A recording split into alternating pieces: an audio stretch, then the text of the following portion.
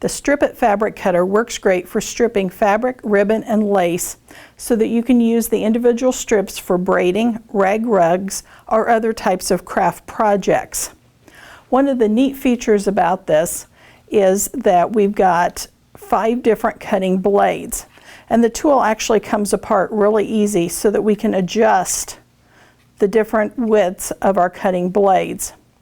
As you can see here, I've got all 5 blades installed right now, but by removing different ones, we can create different widths of strips that we cut.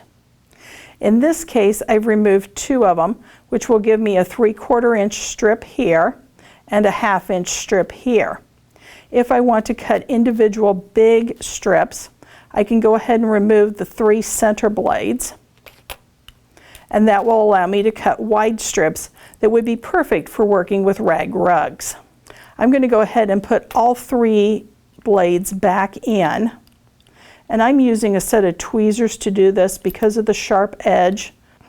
After I've put all 5 blades back in, then I'm going to replace this into the holder, and then we'll be able to slide it back into place. As we're using the Strip It cutter, we simply place it over the edge of a table, and that will allow this to hold in place as we're pulling the fabric through the different cutting blades to cut the various width strips. I'm positioning my fabric right over the edge of the cutting blades and sliding it into place, and by pulling down, I'm going to use my right hand to pull through and using my left hand to hold on the back side of the cutter to make sure that I'm cutting the strips nice and straight. As you can see, we've got perfectly cut strips using the Strip It fabric cutter.